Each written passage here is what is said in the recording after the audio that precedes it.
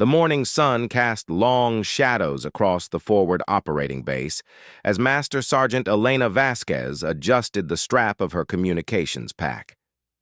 At 28, she had spent 6 years in the Army, working her way up through the ranks in signal intelligence. Her small frame and quiet demeanor often led people to underestimate her, but those who worked closely with Elena knew better. She possessed an analytical mind that could process complex battlefield communications faster than most computers, and her attention to detail had saved countless lives during her 3 deployments. Today was different, though. Today, she was part of a dog and pony show. Colonel Harrison had made it clear during the morning briefing that this was all about optics. A delegation of high-ranking officials from allied nations was visiting the base, and they wanted to see American military capabilities in action.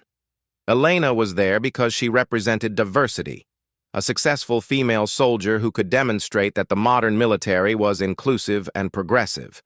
The irony wasn't lost on her that her actual expertise in signals intelligence wouldn't be showcased at all.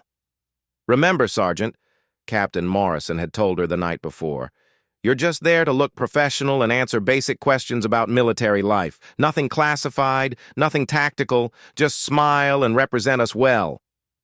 Elena had nodded and kept her thoughts to herself. She understood the game. The military needed good publicity, and she was happy to do her part. What bothered her wasn't the assignment itself, but the assumption that she was only valuable for appearances. The delegation arrived in a convoy of armored vehicles, kicking up dust clouds that hung in the dry Afghan air. Elena watched from her position near the demonstration area as important-looking men in expensive suits climbed out, accompanied by military attachés and security personnel. Among them was General Morrison, the base commander, who immediately began his practiced routine of explaining American military superiority.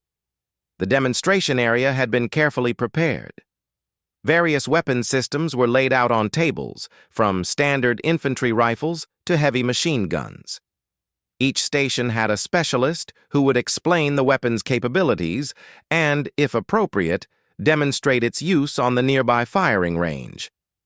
Elena had been assigned to the long-range precision station, where a Barrett M82 sniper rifle sat prominently displayed.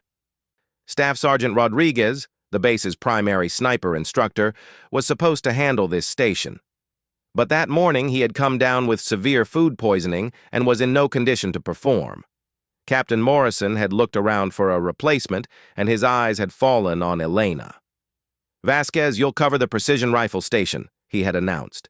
"Just explain the basic specifications. Don't worry about actually firing it. These VIPs just want to hear about capabilities." Elena had started to mention her civilian shooting background, but Morrison had already moved on to other preparations. She decided it wasn't worth pursuing. After all, she was there as a prop, not as a marksman. The Barrett M82 was an impressive weapon, even sitting silently on its bipod. Elena had read about it extensively and understood its technical specifications, but she had never fired one. She was familiar with precision shooting from her time on her high school shooting team, and later as a civilian competitive shooter, but that was with much smaller calibers. The Barrett fired a 50 caliber round that could disable light vehicles and engage targets at extreme ranges. As the delegation approached her station, Elena straightened her uniform and prepared her practiced explanation. General Morrison led the group, gesturing broadly as he described American technological superiority. Behind him walked representatives from Germany, Japan, Australia, and Britain, all taking notes and asking occasional questions. "And here we have our long-range precision capability," General Morrison announced as they reached Elena's station. "Master Sergeant Vasquez will explain the Barrett M82 system." Elena launched into her prepared presentation, explaining the rifle's effective range, the power of the 50 caliber round, and its various applications on the modern battlefield. The officials listened politely, occasionally asking technical questions that she answered accurately. Everything was going according to script. Then Colonel Heinrich Weber from the German contingent asked a question that changed everything. "This is very impressive, but how accurate is this weapon system in actual combat conditions? Can your soldiers really achieve the precision you claim?" General Morrison glanced at Elena, clearly expecting her to provide a theoretical answer about accuracy standards and training protocols. Instead, she found herself looking out at the firing range, where targets had been placed at various distances for other demonstrations. "The system is capable of sub-minute of angle accuracy in ideal conditions," Elena replied. "In combat, factors like wind, temperature, and stress affect performance, but trained marksmen can achieve remarkable precision." "But have you personally fired this weapon?" Colonel Weber pressed. "Can you demonstrate this accuracy?" Elena felt the weight of multiple gazes. She could see General Morrison's slight frown, indicating that this was moving beyond the intended scope of the demonstration. But she also noticed something else: genuine curiosity from the international visitors, and a hint of skepticism.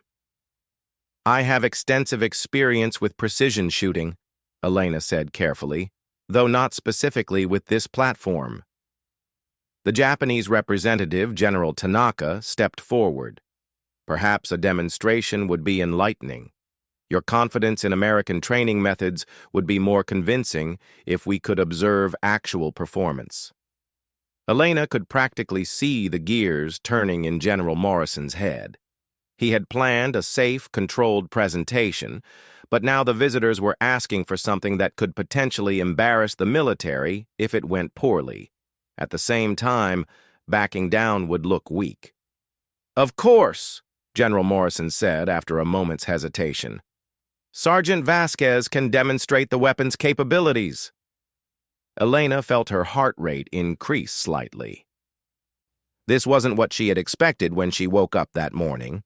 She looked at the Barrett, then out at the range. The closest targets were at 300 meters, well within the rifle's minimum effective range. There were targets at 500 and 800 meters, which would be more appropriate demonstrations for a .50 caliber weapon. But then her eyes caught something else. Far beyond the established target line, nearly at the maximum visible distance, she could make out what looked like an old, abandoned vehicle. It was a burned-out truck that had been sitting there for months, a remnant from some previous operation. Elena estimated the distance at close to 3,000 meters, an extreme range even for the Barrett. "What would you like me to engage?" Elena asked. General Morrison pointed to the 800-meter target. "The far target should demonstrate the weapon's capability adequately." Elena nodded, but her eyes remained on that distant truck. Something about the challenge appealed to her. Throughout her military career, she had been underestimated, assigned roles based on others' assumptions about her capabilities. This morning was supposed to be more of the same. Stand there, look professional, don't rock the boat. She picked up the Barrett, feeling its substantial weight. The rifle was already loaded with a magazine of .50 caliber rounds. Elena quickly familiarized herself with the scope settings and the weapon's controls. Her civilian shooting experience had taught her how to rapidly adapt to new weapons systems, and while this was significantly more powerful than anything she had used before, the fundamental principles remained the same. Elena settled into a prone position behind the rifle, adjusting the bipod and getting comfortable behind the scope. She could hear the delegation murmuring behind her as General Morrison explained what they were about to witness.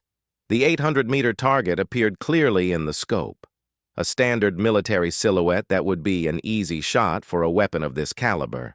But Elena found herself thinking about that distant truck. She estimated the range, considered the wind conditions, and calculated the trajectory in her head. It would be an extremely difficult shot, the kind that would require not just technical skill, but also an element of luck. It was exactly the kind of shot that would prove she was more than just a pretty face in uniform. Elena made a decision that would change her military career forever. Instead of aiming at the 800-meter target, she began adjusting the scope for extreme long range. She estimated wind speed based on the movement of dust and vegetation, calculated the bullet drop over nearly 3 kilometers, and settled the crosshairs on the distant truck. The Barrett's trigger was crisp and predictable. Elena controlled her breathing, found her natural respiratory pause, and began applying steady pressure to the trigger. Behind her, she could hear General Morrison beginning to explain what the observers should expect to see when she fired at the 800-meter target. Elena held her breath and squeezed the trigger. The Barrett's roar was thunderous, the recoil substantial even with the weapon's muzzle brake. Elena maintained her position behind the scope, tracking the bullet's path through the air. At nearly 3,000 meters, it would take several seconds for the round to reach its target. The delegation fell silent, all eyes focused on the 800-meter target where they expected to see the impact. General Morrison had binoculars raised, ready to confirm the hit and congratulate Elena on a successful demonstration. But Elena wasn't watching the 800-meter target. Her scope remained focused on the distant truck, and she saw exactly what she had hoped to see. The .50 caliber round struck the abandoned vehicle with devastating effect. Even at extreme range, the impact was visible, a flash of metal and dust as the round punched through what remained of the truck's body. Elena had not just hit the vehicle, she had placed the round exactly where she had aimed. For a moment, nobody understood what had happened. General Morrison was still looking at the 800-meter target, confused by the absence of any visible impact. The delegation members were looking back and forth between the target and Elena, trying to understand why there was no obvious result from the shot. Elena slowly rose from behind the rifle, her expression calm, but her heart pounding with adrenaline. She had just made one of the most difficult shots of her life, and now she had to explain why she had ignored her orders. "Sergeant," General Morrison said, lowering his binoculars, "I don't see any impact on the target." Elena pointed toward the distant truck, barely visible without optical assistance. "Sir, I engaged the vehicle at approximately 2,050 meters. The silence that followed was deafening. Elena could see General Morrison's face cycling through confusion, realization, and then something that might have been either fury or amazement.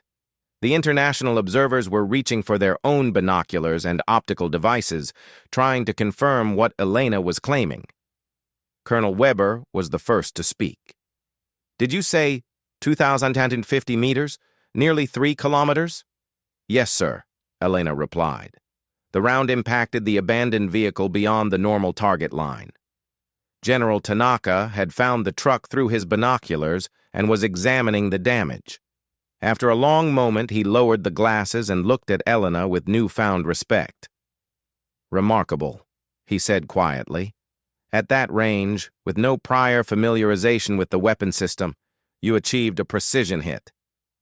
Elena felt the weight of everyone's attention. She had just demonstrated capability that went far beyond what anyone expected from her. But she had also directly disobeyed the implied parameters of the demonstration, and she could see that General Morrison was struggling with how to respond. The moment stretched on, filled with tension and possibility. Elena realized that her impulsive decision to attempt the extreme-range shot had just changed everything. She was no longer just a communications specialist who looked good in uniform. She had just proven herself to be something entirely different, something that the military hadn't recognized or utilized. The question now was whether that change would be viewed as an asset or a problem. The stillness after Elena's announcement seemed to stretch forever. General Morrison's jaw was set in a tight line, and she could practically see him running calculations in his head, not ballistic calculations, but political ones. The international delegation stood in various states of amazement and skepticism, while Elena remained at attention beside the Barrett, waiting for someone to break the silence. Colonel Weber broke it first. "I believe verification is necessary," he said in his precise English. "Such a claim requires confirmation before we can properly assess what we have witnessed." General Morrison nodded curtly. "Agreed." He turned to his aide, Lieutenant Colonel Parker. "Get a team to that vehicle immediately. I want distance measurements, impact analysis, and photographic documentation." His eyes found Elena. "Sergeant Vasquez, you'll accompany the verification team to explain exactly what you believe you accomplished." Elena detected the skepticism in his voice. General Morrison clearly hoped that closer inspection would reveal that she had missed entirely, or that the vehicle had been damaged by something else. That would allow him to salvage the situation with minimal embarrassment. Within 20 minutes, a convoy of 3 vehicles was racing across the desert toward the distant truck. Elena rode in the second vehicle with Major Thompson from the base's intelligence unit and Sergeant First Class Martinez, the best spotter on the base. The delegation followed in the third vehicle, their curiosity overriding diplomatic protocol. As they approached the abandoned truck, Elena could see through the windshield that her shot had been even more precise than she had hoped. The .50 caliber round had punched a clean hole through what remained of the vehicle's cab, exactly where she had aimed. Metal was peeled back around the entry point, and fragments of the truck's interior were scattered on the ground behind it. The convoy stopped about 50 meters from the vehicle. Major Thompson immediately began setting up a laser rangefinder to get an exact distance measurement back to the firing position. Sergeant Martinez approached the truck with a camera, documenting the damage from multiple angles. Elena walked slowly around the vehicle, examining her handiwork. She had aimed for the center of the cab, and that's exactly where the round had impacted. The hole was perfectly round on the entry side, about ½ an inch in diameter, expanding to a much larger exit wound on the far side where the bullet had carried away chunks of metal. "Range is 2,847 meters, Major Thompson called out, reading from his laser device. That's over 2¾ kilometers. Colonel Weber approached Elena, his expression thoughtful. "Sergeant Vasquez, this level of precision at such extreme range suggests training far beyond what we would expect from a communications specialist. Where did you develop these skills?" Elena had been dreading this question. Her shooting background was legitimate, but it was also something she had deliberately downplayed throughout her military career. In the communications field, being known as the girl who could shoot would have been another way for people to pigeonhole her, to assume that her technical skills were secondary to some perceived warrior image. "Sir, I competed in precision shooting as a civilian," Elena explained. "I was on my high school shooting team and continued competing through college. I specialized in long-range precision work."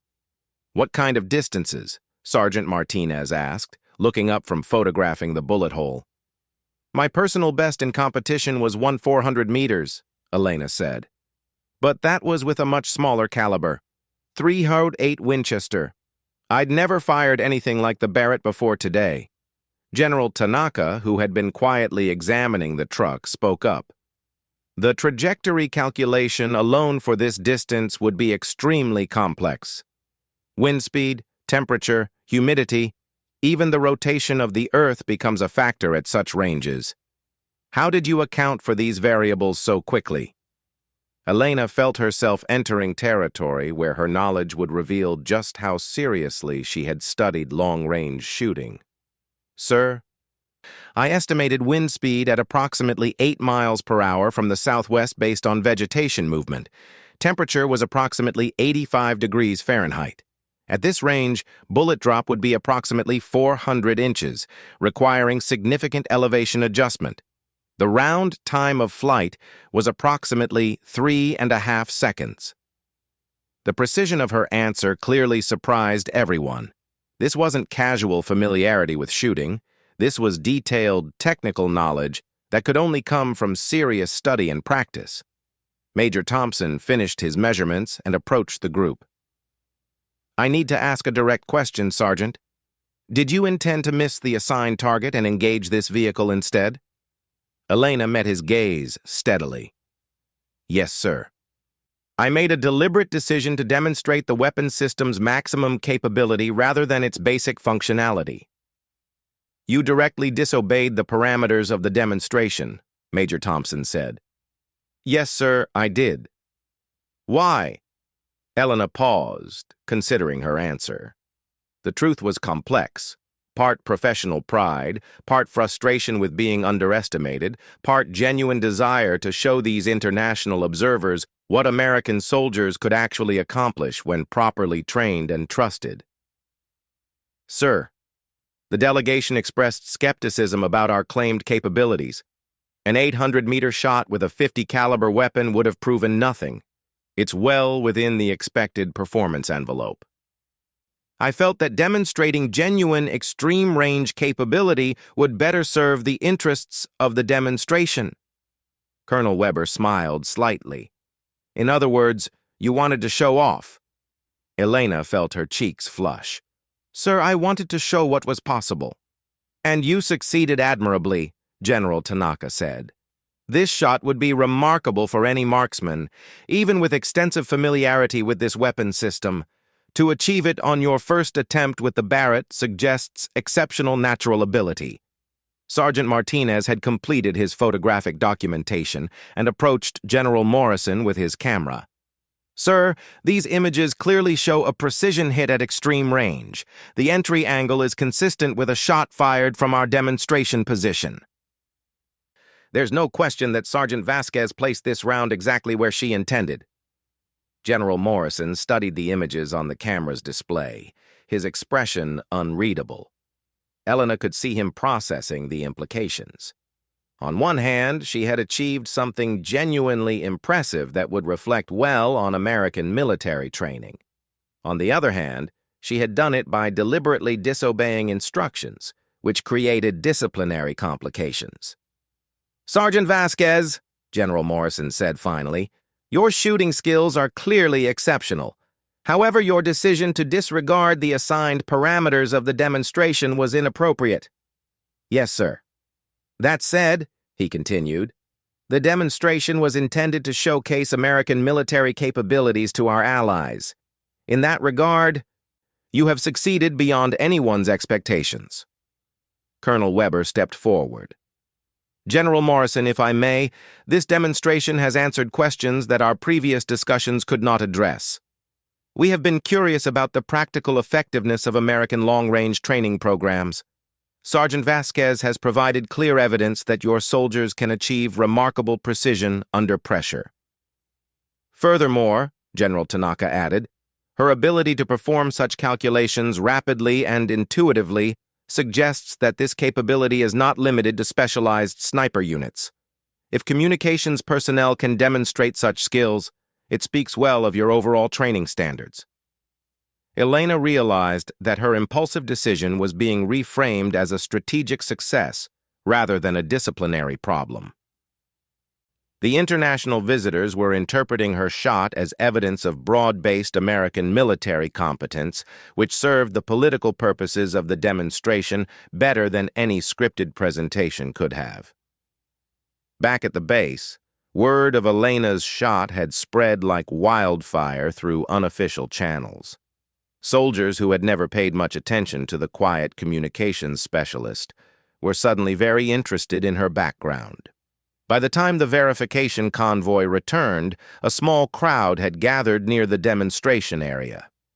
The formal debrief took place in the base conference room, with the full delegation present along with senior staff. General Morrison presented the verification findings, confirming that Sergeant Vasquez had achieved a precision hit at 2,147 meters with an unfamiliar weapon system. This demonstration exceeded our planned parameters, General Morrison concluded, but it effectively showcased the high level of training and natural ability present throughout our force structure. Colonel Weber asked the question that Elena had been expecting. General, what is Sergeant Vasquez's current assignment? Is she part of your sniper program? Sergeant Vasquez is a communications specialist with the 15th Signal Brigade, General Morrison replied. This shooting demonstration was not related to her primary military occupational specialty. The surprise on the delegation members' faces was evident. General Tanaka spoke first. You mean to tell us that this level of marksmanship is secondary to her primary role? She is not a designated marksman? That is correct. Elena could see the delegation members exchanging glances.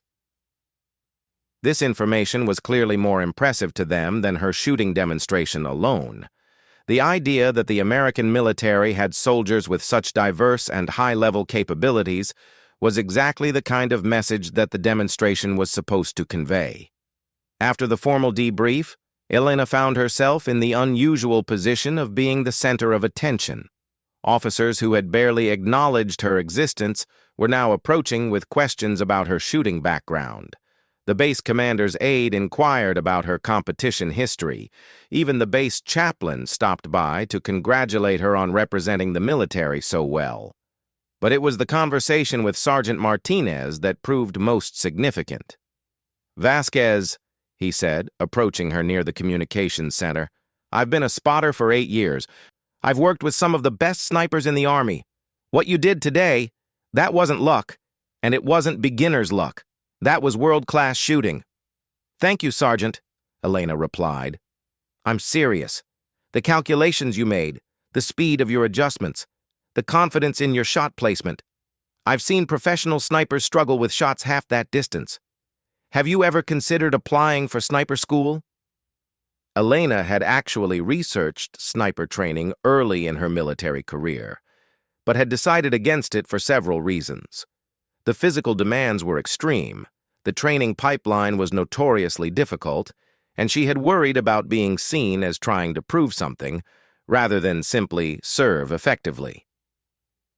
"I've thought about it," she admitted, "but my current specialty is important too." "Your current specialty isn't going anywhere," Martinez said. "But talent like yours is rare, really rare. You could do both. Keep your communications background and add precision shooting to your skill set. The Army needs people who can operate in multiple specialties." That evening, Elena sat in her quarters thinking about the day's events. She had gone from being a minor participant in a routine dog and pony show to being the star of an international demonstration. Her single shot had changed how people saw her, how they understood her capabilities, and potentially how she would be utilized by the military going forward. But she also understood that with recognition came responsibility. Word of her shot would travel beyond this base, beyond this deployment. There would be questions about why her shooting skills hadn't been identified and utilized earlier. There would be pressure to repeat her performance, to prove that today wasn't just an exceptional moment. Elena pulled out her laptop and began researching the Army's sniper training programs, advanced marksmanship courses, and specialized assignments that might benefit from someone with her unique combination of skills. She had spent 6 years trying to prove herself in one specialty. Maybe it was time to explore what else she might be capable of achieving. The knock on her door interrupted her research. Elena opened it to find Captain Morrison, the officer who had briefed her about being a diversity representative less than 24 hours earlier. "Sergeant Vasquez," he said, "I owe you an apology. I underestimated your capabilities, and I assigned you to today's demonstration based on assumptions that were clearly incorrect." "Thank you, sir. I also want you to know that General Morrison has asked me to compile a complete report on your background, training, and potential for advanced assignments. Your demonstration today has raised questions at levels well above this base." Elena felt a mix of excitement and apprehension. "What kind of questions, sir?" Captain Morrison smiled. "The kind that could change your career trajectory completely. But I wanted to ask you directly, is that something you would want? Advanced training, specialized assignments, the responsibility that comes with being recognized for unique capabilities?" Elena thought about her answer carefully. She had spent years working quietly and competently in communications, proving herself in small ways to small audiences. Today, she had stepped into a much larger spotlight, and there was no going back to anonymity. "Sir," she said finally, "I joined the Army to serve to the best of my abilities. If today's demonstration suggests that I can serve more effectively in different or additional capacities, then I'm willing to pursue those opportunities. Good answer, Captain Morrison said, because I have a feeling this is just the beginning. 3 weeks after her historic shot, Elena found herself on a plane bound for Fort Benning, Georgia. The call had come from the Army Marksmanship Unit, requesting her immediate transfer for evaluation and potential advanced training. What had started as a single moment of impulsive decision-making had triggered a chain reaction that was reshaping her entire military career. The officer who met her at the airport was Captain Sarah Chen, a former sniper instructor who now worked with identifying and developing exceptional marksmen throughout the Army. During the drive to the base, Captain Chen explained that Elena's demonstration had created ripples far beyond the forward operating base in Afghanistan. "Your shot was documented by multiple international observers," Captain Chen said. "The German delegation included it in their report to NATO on American military capabilities. The Japanese representatives mentioned it in discussions about joint training exercises. Suddenly, everyone wants to know how we're producing soldiers with your level of skill outside our traditional sniper programs." Elena watched the Georgia countryside pass by through the window. "Ma'am, I'm not sure I understand the significance. Surely there are other soldiers with similar backgrounds." "That's exactly what we're trying to determine," Captain Chen replied. "Your combination of technical intelligence work and extreme precision shooting is unique in our current database. We've had competitive shooters in the military before, and we've had excellent snipers, but we've never had someone demonstrate your specific skill set under pressure." The evaluation process at Fort Benning was unlike anything Elena had experienced. She spent the first week undergoing comprehensive testing, not just shooting assessments, but psychological evaluations, stress tests, and detailed interviews about her training background. The Army wanted to understand not just what she could do, but how she had developed these capabilities and whether they could be replicated in other soldiers.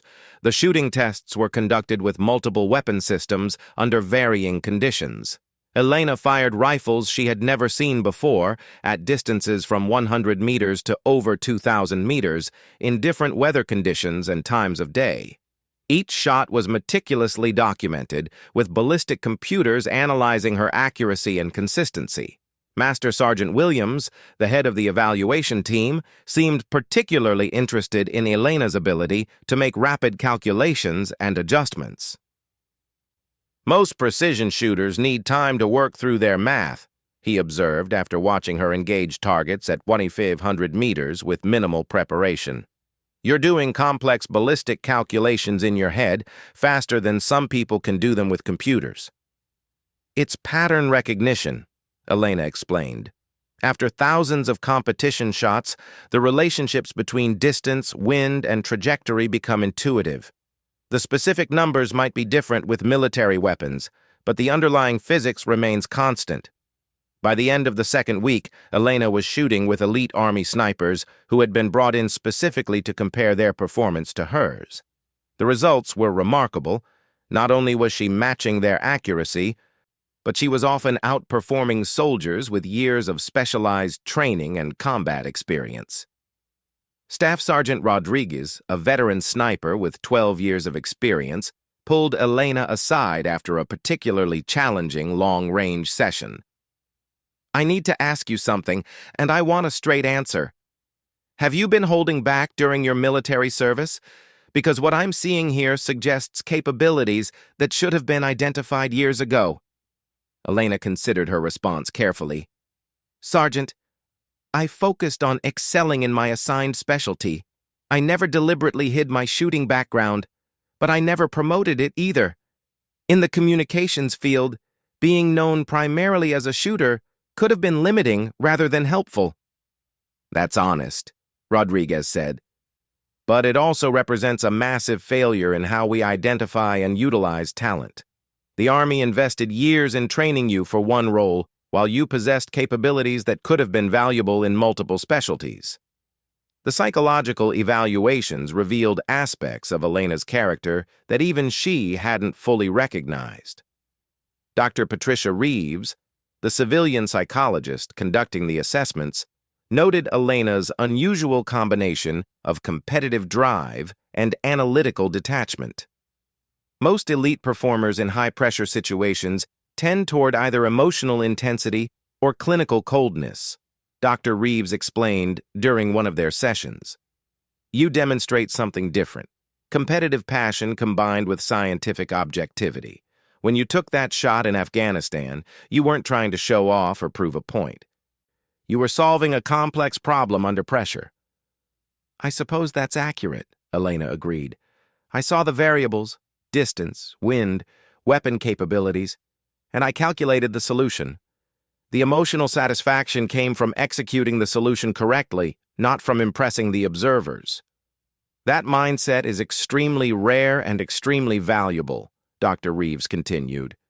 It suggests you could perform effectively in high-stress situations without being overwhelmed by either pressure or ego. During her 4th week at Fort Benning, Elena received news that would change her life trajectory completely. Colonel Andrews, the commander of the Army Marksmanship Unit, called her into his office for what he described as a career discussion. Sergeant Vasquez, Colonel Andrews began, your evaluation results are unprecedented.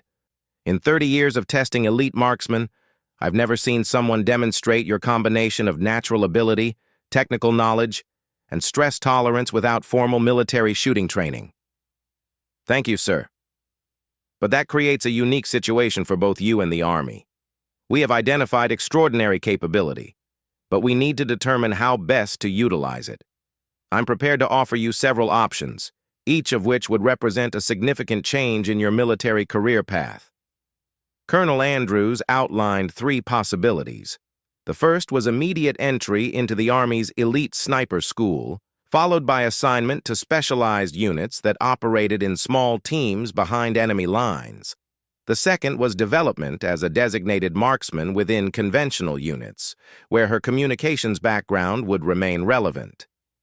The third was a completely new role that had never existed before, a hybrid position combining signals intelligence with precision shooting. The third option is experimental, Colonel Andrews explained. We're working with Special Operations Command to develop personnel who can operate independently in contested areas, gathering intelligence while providing precision fire support when necessary. Your technical background makes you uniquely qualified for such a role. Elena listened carefully to each option, but the third possibility immediately captured her imagination. Rather than abandoning her communications expertise or relegating her shooting skills to a secondary role, she could potentially combine both into something entirely new. Sir, the hybrid position sounds fascinating, but what would the training look like? And what kind of assignments would be involved? The training would be extensive, Colonel Andrews replied. 6 months of advanced shooting instruction, including urban precision shooting and extreme long-range techniques, simultaneous training in advanced communication systems, electronic warfare, and intelligence gathering, physical conditioning to special operations standards, language training for potential overseas assignments. And the assignments? Initially, you would work with Special Forces teams as a support specialist. Eventually, if the program proves successful, you might operate independently or with small teams in areas where conventional forces cannot be deployed.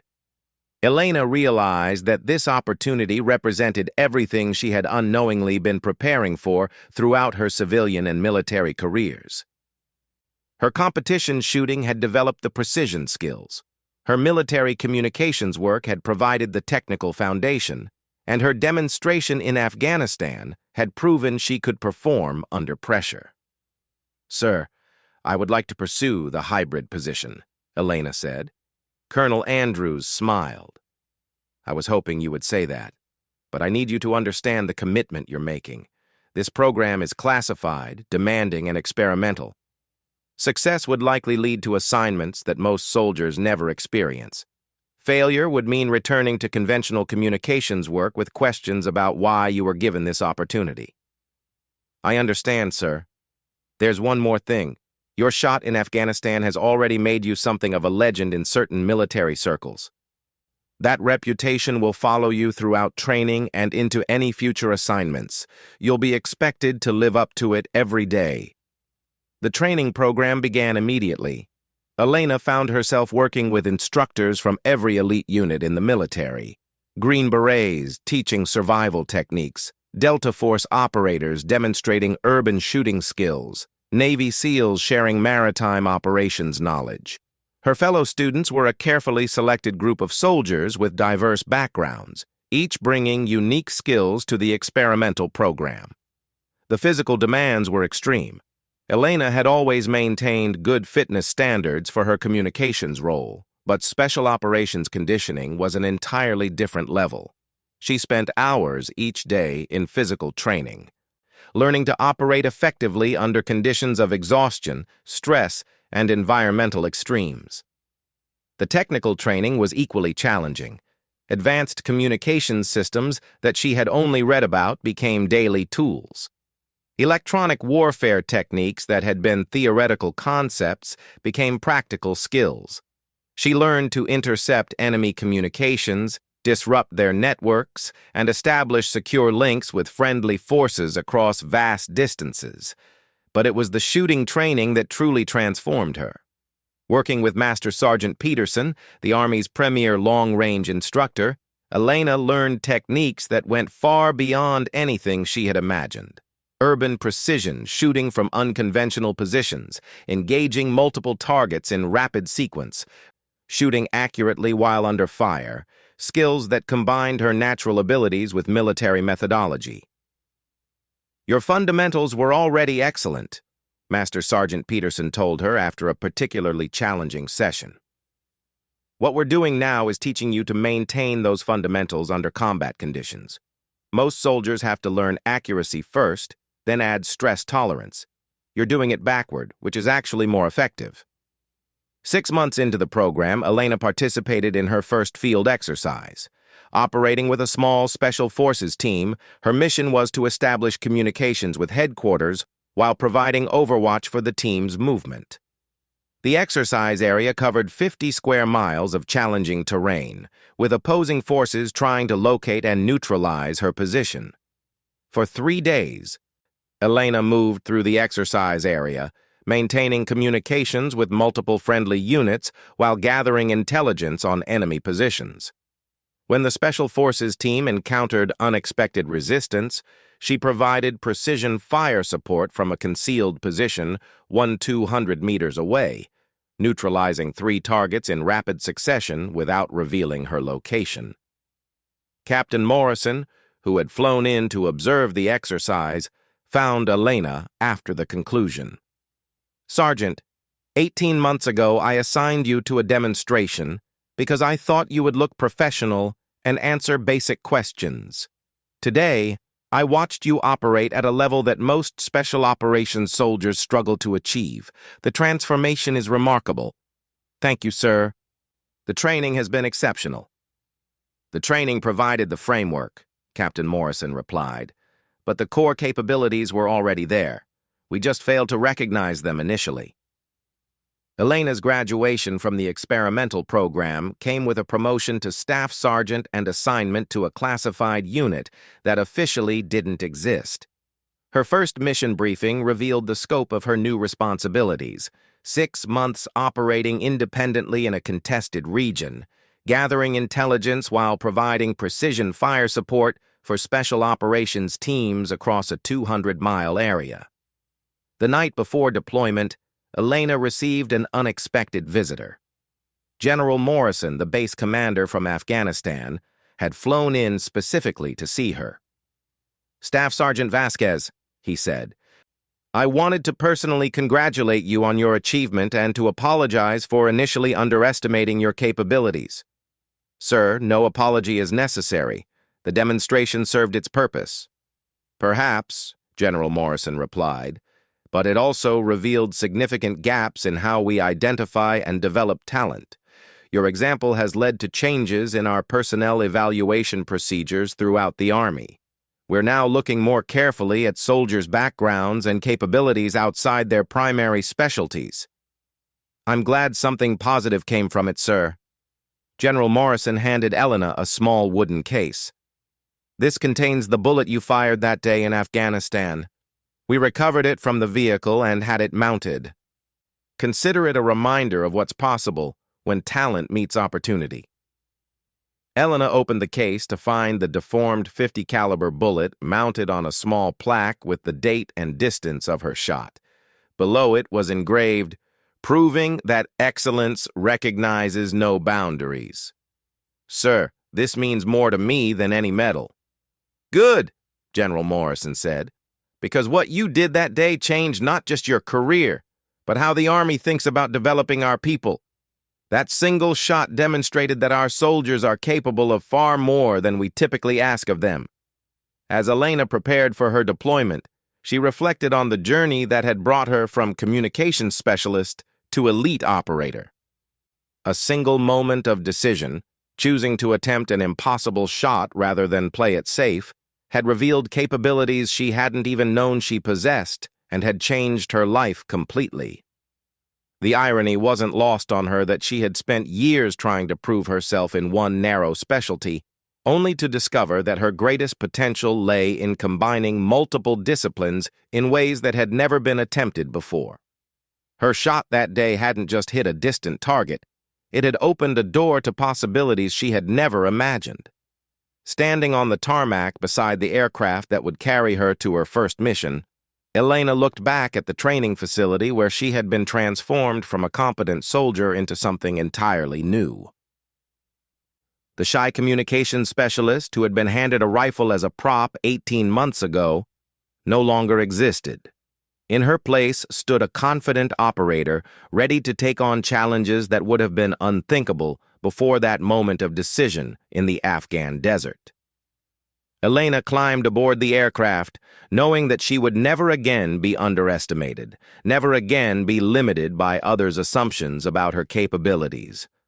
Her journey from prop to professional had proven that sometimes the most extraordinary careers begin with a single moment of courage, the courage to attempt something that others consider impossible.